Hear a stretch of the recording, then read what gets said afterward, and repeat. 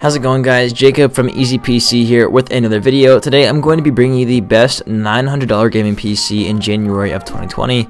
I'm really excited for this video because this thing is an absolute monster. You're going to be able to crush 1080p and 1440p with ease. This thing is also going to be a workstation beast, so you can do video editing, rendering, Photoshop, streaming, recording, whatever the hell you want to do, you can do with this build for under $1,000. This thing's coming in at just 900 bucks. And as always, all of the parts can be listed and linked down below in the description. Those are going to be Amazon affiliate links, so I will earn a commission on sales. I really appreciate your guys' help.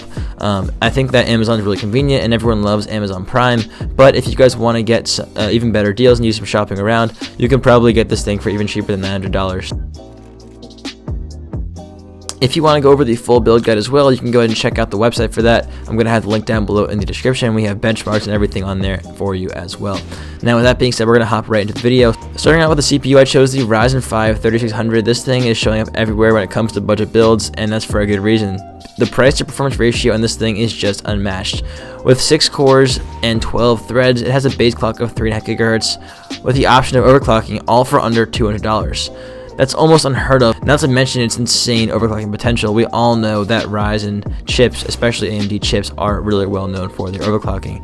We were actually planning on opting for a Ryzen 5 3600X or a Ryzen 7 3700X over the 3600, but in all honesty, the performance difference is so little that the extra $50 to $100 just isn't anywhere close to worth it. If you really need the extra cores, we suggest going for a last-gen Ryzen 7 2700X instead. The gaming performance does fall a little bit behind the 3600, but its workstation performance is leagues better. Plus, it'll cost you even less than the 3600. Moving on to the motherboard, I went for the B450M Pro 4 from ASRock. It's quite an amazing and unique find for us, because this little micro ATX board is absolutely amazing, and we didn't even realize it at first glance. First of all, to our delight, this B450 motherboard comes pre-updated from the seller with a BIOS that supports the new Ryzen 3000 processors. You can just plop your Ryzen 5 3600 in there with no issues. Thanks to this board, we were able to fit so much more into the build, even further boosting your performance with very few drawbacks. Because as always here at Easy PC, we want to maximize your price to performance ratio so you can get the most for your PC gaming buck. The rear I/O is also pretty damn amazing, especially for a $60 to $70 motherboard. You can look at all of the rear I/O specs on the website. RAM is always one of the under-the-radar parts that people don't usually pay much attention to.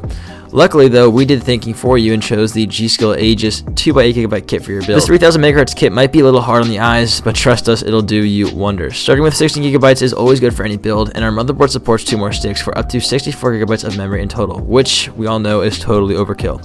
So don't expect to have any issues with memory anytime soon. Moving on to the storage, we managed to include some pretty good storage for this build. A Seagate Barracuda 2TB 7200 RPM hard drive and a Kingston A400 240GB M.2 SSD. Hopefully now you have all the room you could possibly need for all your Steam games on this amazing Seagate drive. From personal experience, the drives lasted me about a year and a half with no issues or seriously vital drops in speed.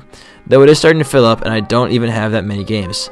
Maybe you might need something a little bigger, but that's something you can always add down the road. The Kingston SSD, on the other hand, provides some blazing fast performance for a relatively low price.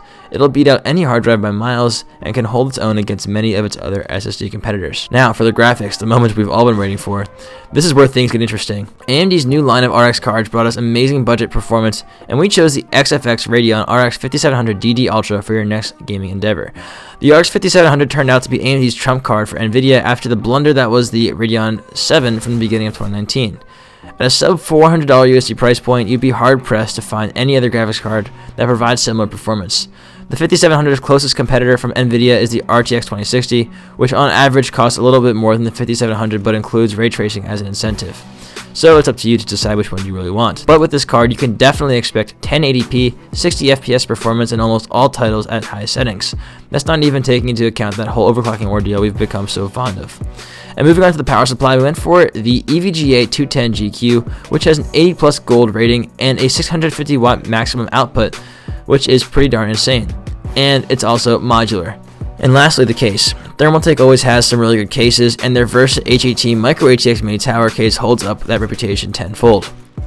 As with most of the parts in this build, the cheap micro ATX motherboard allowed us to skimp out a little bit. Instead of spending extra for a good full ATX case that's compatible with an X570 motherboard, we were able to go for a cheaper micro ATX version, but we also managed to stick a fairly high quality one into the budget. The Versa H18 has a lovely build quality and looks great for its $45 USD price tag, offering 3 front USB ports and a full tempered glass side panel, as well as a power supply shroud, all in one beautiful little box. However, it does fall short in the cooling department, sort of. It does have good perforation in the front to let air in, and has rear and top fan mounts. However, it only comes included with one rear 120mm fan, so you'd have to populate the rest of the slots yourself. So all in all, it has good potential for airflow, but it doesn't come great from the factory, so you have to get a few case fans to subsidize that. But overall, the case is pretty darn good, especially for the price tag. Now, for $900, this PC is going to absolutely crush games in 1080p, and you can even expect to play some 1440p games as well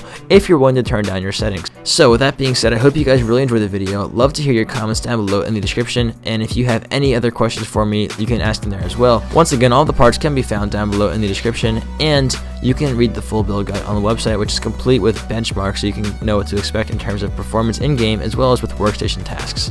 That's all from me. Thanks for watching. Peace.